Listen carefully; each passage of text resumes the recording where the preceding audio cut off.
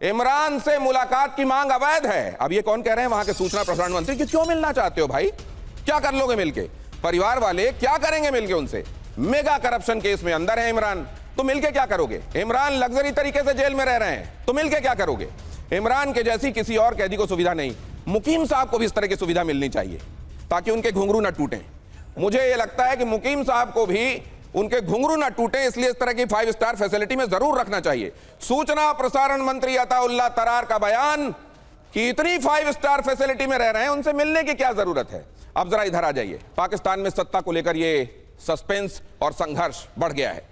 General असीम मुनीर ने संभाली पाकिस्तान की कमान। अगली खबर फ्लैश कीजिए। असीम मुनीर ने पाकिस्तान की जब कमान संभाल ही ली है तो फिर अचानक निजी दौरे पर लंदन गए शहबाज शरीफ। उनको भी लगता है असाइनमेंट मिला है, लंदन गए हैं। शहबाज शरीफ की गैर मौजूदगी में मुनीर के हाथ सत्ता। शहबाज शरीफ ने एक तरीके से अपने आप को अलग कर लिया। ऐसे तो अलग हो नहीं सकते थे, थोड़ी फेस सेविंग हुई, कह दिया गया चले जाइए लंदन, हम बाकी हम संभाल लेंगे। अब हो सकता है उनको भी इतनी 5 स्टार लग्जरी दी जाए वहां से कि वो भी वहां से लौटने के बारे में सोचे नहीं। उनको भी कोई असाइनमेंट मिला है क्या मुकीम साहब? वो मेडिकल चेकअप के लिए, सुनिए, वो मेडिकल चेकअप के लिए आए हैं और आज ही सुबह मेरी उनसे ब्रेकफास्ट मीटिंग थी और मैं आपको ये बता रहा हूं कंफर्म कि 3 दिन वो स्टे करेंगे और चौथे दिन वो पाकिस्तान चले जाएंगे। अब आपने उसमें भी कोई ढूंढ लिया? अच्छा, ये 3 दिन वहां पे मेडिकल, आपके यहाँ मेडिकल फैसिलिटीज मतलब इस तरह की नहीं है कि वहां कम से कम शहबाज शरीफ का इलाज हो, लेकिन जेल के अंदर आप 5 स्टार फैसिलिटी दे सकते हैं। जेल के अंदर आप 5 स्टार फैसिलिटी दे सकते हैं, लेकिन शहबाज शरीफ को इलाज कराने के लिए लंदन जाना पड़ता है।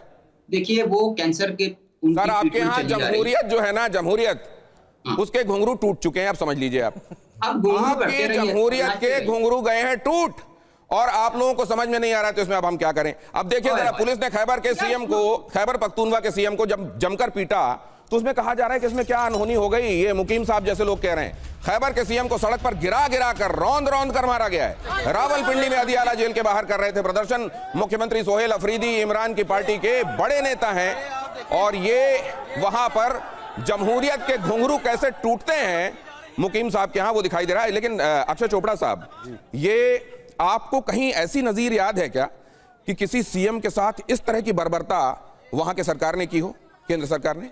दिनेश जी, अनटिल अनलेस किसी भी दुनिया के स्टेट में 100% डिक्टेटरशिप हो, ऐसे एग्जाम्पल्स निकल कर आ ही नहीं सकते हैं। हर एक इंस्टीट्यूशन का एक प्रॉपर रोल होता है। सुप्रीम कोर्ट का अपना रोल है, पार्लियामेंटेरियंस अपना काम करते हैं, लेकिन यहाँ पर अल्टीमेट जो ऑर्डर चलता है वो मुनीर साहब का चलता है।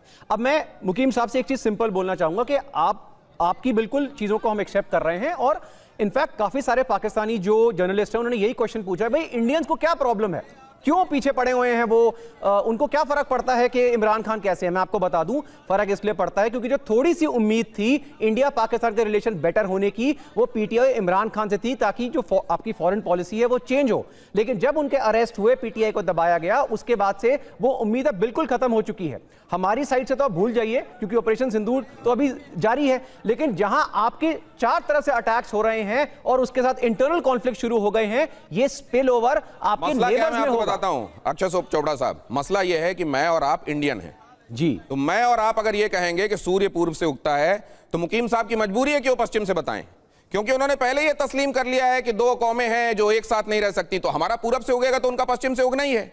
अब जरा देखिए क्या चाहती है शहबाज सरकार, जरा ये भी आपके सामने रख रहा हूं आड़ी में। अगला हिस्सा ये भी आपको देखना चाहिए, शहबाज सरकार असल में चाहती क्या है, क्यों ऐसा कर रही है? क्या इमरान को लेकर प्लान बदल दिया गया है? शहबाज सरकार के दिमाग में क्या चल रहा है? इमरान खान कोई छोटी शख्सियत नहीं है, पीटीआई कोई टिमिड फोर्स नहीं है वहां की पॉलिटिक्स में। ऐसा क्यों चाहा जा रहा है? बहन को भी मिलने से रोका क्यों जा रहा है? बहन के ऊपर लाठीचार्ज क्यों किया जा रहा है? बहन को यह क्यों कहना पड़ रहा है कि अगर बाल बांका हुआ तो फिर पाकिस्तान समझ ले कि क्या होने वाला है? परिवार को भी हेल्थ अपडेट क्यों नहीं दिया जा रहा है? दुनिया को ना दिया जाए, ठीक है, ये 5 स्टार फैसिलिटी में रहते हुए किसी व्यक्ति की फोटो तक क्यों जारी नहीं की जा रही है? इमरान के परिवार को पाकिस्तान से बाहर भेजना मकसद क्या है? ये चीजें और भी ज्यादा शक को गहरा रही हैं। अब सवाल यह है कि इमरान खान के संदर्भ में यह डर कहीं ऐसा तो नहीं होगा कि इमरान खान को टेम करने के चक्कर में अब मुनीर और उनकी गैंग वहां पहुंच चुकी है जहां बात हाथ से बाहर निकल गई और अब यह बहुत भारी पड़ने वाला है। संजय भारद्वाज। देखिए, ये बात आप मान के चलिए कि पाकिस्तान का इतिहास एक्स्ट्रा कॉन्स्टिट्यूशनल मेजर्स लेने में हमेशा आगे रहा है। जब नवाज शरीफ को देश छोड़ने के लिए मजबूर किया, तब इन्होंने 2017-18 में एक स्पेशल कोर्ट बनाया, उसमें भी आर्मी इन्वॉल्व थी। ये बेसिकली जो इस तरीके का व्यवस्था चल रही है, ये पूरा का पूरा ये कॉन्स्टिट्यूशन पूरा आर्मी के हाथ में है। आर्मी में भी सिर्फ मुनीर के हाथ में, आर्मी भी आज फ्रैक्शंस हैं, आर्मी के भी लोग उनसे प्रताड़ित है। लेकिन सवाल यहाँ एक और आता है दिनेश जी, कि अंतर्राष्ट्रीय कम्युनिटी, जैसे आप अमेरिका कहते हैं हम डेमोक्रेसी की बात कर रहे हैं, ये कर रहे हैं, वो मुनीर को ये भी देख रहे हैं कि उनके साथ कॉफी पी रहे हैं। नहीं सर, अभी तक तो ये होता था कि मुनीर कम से कम रुमाल के तौर पर डेमोक्रेसी को साथ में रखा करते थे, शहबाज शरीफ को। अब तो लंदन भेज दिया है इलाज के बहाने, और 5 स्टार फैसिलिटी में इमरान को रखा गया। बहुत धन्यवाद करता हूं आप सभी का, बहुत धन्यवाद मुकीम साहब। देखिएगा लंदन में कहीं घुंघरू मिलते हो तो ले लीजिएगा।